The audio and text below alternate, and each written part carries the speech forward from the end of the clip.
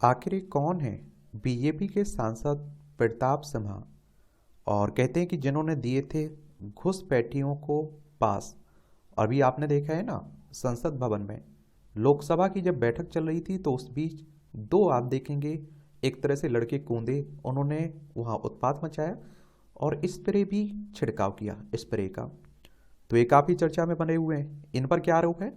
लोकसभा में visitors gallery से कूदने वाली सागर और मनोरंजन डी को गिरफ्तार कर लिया गया है और संसद की सुरक्षा में हुई इस बड़ी चूक से सभी को हैरान करके रख दिया है। इन दोनों ही आरोपियों को मैसूर के बीजेपी सांसद प्रताप सिम्हा की तरफ से पास मिला था। जब किसी सांसद के जरिए किसी व्यक्ति को पास दिया जाता है तो उन्हें एक शपथ पत्र देना होता है। वे उस व्यक्ति को व्यक्तिगत रूप से जानते हैं और संसद में घुसपैठ करने वाले आरोपियों से जो पास बरामद हुआ है उसमें बीजेपी सांसद प्रताप सिम्हा का नाम लिखा हुआ है।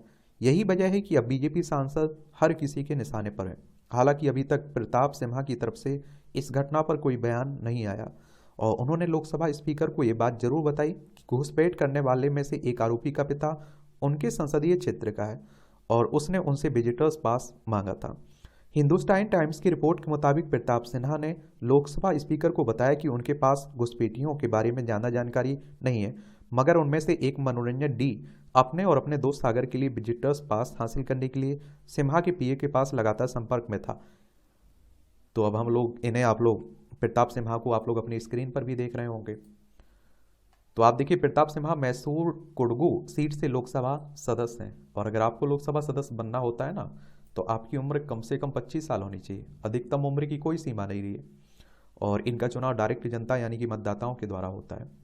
अगर आपकी उम्र 18 साल हो चुकी है तो वोटर सूची में नाम जुड़ चुका होगा और आप लोग वोट डालने भी जाते होंगे। और मैसूर के एक लोकप्रिय बीजेपी नेता हैं, उन्होंने 2014 और 2019 दोनों ही बार पार्टी के टिकट पर चुनाव जीत हासिल की है। प्रताप सिन्हा पहले कन्नड़ा प्रभा में, या आप देखिए कन्ना प्रभा में पत्रकार के तौर पर काम करते थे। फिर उन्होंने राजनीति में उतरने का फैसला किया है। वह कर्नाटक बीजेपी की युवा विंग के अध्यक्ष भी रह चुके हैं। उन्होंने 2014 में पहली बार चुनाव लड़ा।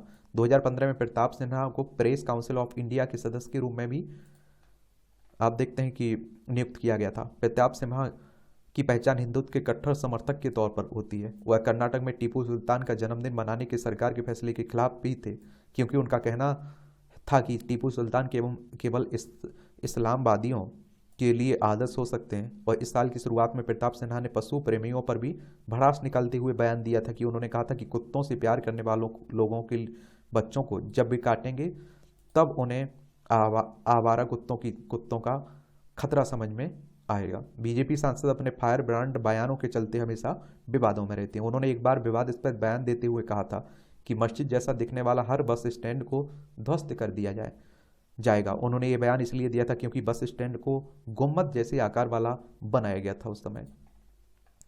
और प्रताप सिन्हा ने कहा था कि मैंने बस शेल्टरों में गुम्मद जैसी संरचनाएं देखी, बीच में एक बड़ा गुम्मद और उसके दोनों ओर दो छोटे गुम्मद हैं। यह एक मस्जिद के अलावा और कुछ नहीं है। इंजीनियरों को इस प्रकार के शेल्टर को हटाना होगा, नहीं तो मैं जेसीबी लाकर गिरा दूंगा। तो यही है वो सांसद। इनका नाम क्या है? प्रताप सिम्हा। देखिए, देख रहे हैं आप लोग स्क्रीन पर।